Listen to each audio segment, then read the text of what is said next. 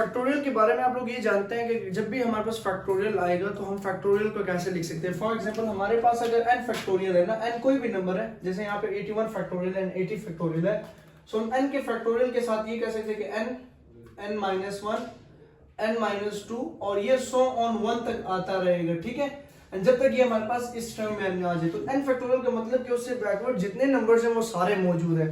For example मैं 81 अगर factorial लिख रहा हूँ ना, 81 फैक्टोरियल, ठीक है, तो 81 फैक्टोरियल का मतलब ये है कि ये 81 भी है, 80 भी है, ठीक है, और इसी तरह फिर 79 भी है, 78 एंड सो ऑन हमारे पास ये लास्ट नंबर तक है। इसी तरह 80 फैक्टोरियल अगर मैं लिखता हूँ तो 80 फैक्टोरियल भी मेरे पास 80, 79, 78 एंड सो ऑन। तो फैक्टोरियल का मीनिंग ये है कि उससे बैकवर्ड जितने भी नंबर्स हैं वो सारे मौजूद हैं, ठीक है।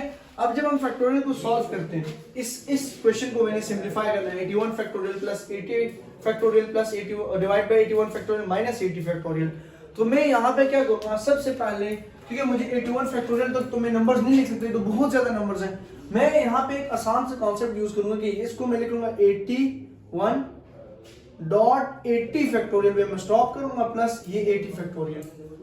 इसी तरह नीचे भी 81 डॉट 80 फैक्टोरियल माइनस 80 फैक्टोरियल, ठीक है। सो मेरे पास यहाँ पे 80 और 80 सेम है, तो मैं 80 को कॉमन ले लूंगा, 80 फैक्टोरियल को मैंने कॉमन ले लिया, अंदर बच गया 81 प्लस 1, ठीक है, इसकी जगह 1 आ गया। इसी तरह नीचे भी मैं 80 को फैक्टोरियल को कॉमन ले लूंगा, क्योंकि 80 फैक्टोरियल 81 माइनस 1 हमारे पास बचेंगे, ठीक है।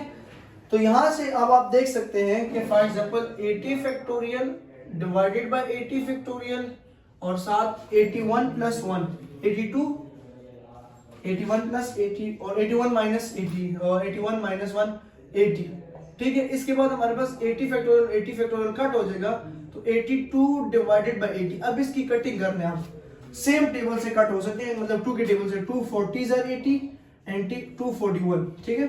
सो 41 हमारे पास अब प्राइम नंबर है, तो 41 और 40 इसका क्या आ गया, आंसर आ गया।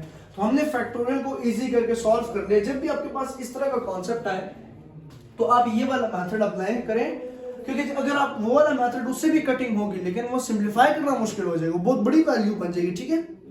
ये तो आप लोगों को पता है ना n फैक्टोरियल। तो आई होप आप लोगों को वीडियो समझ आ चुकी होगी। सब्सक्राइब कर दें, लाइक कर दें, शुक्रिया।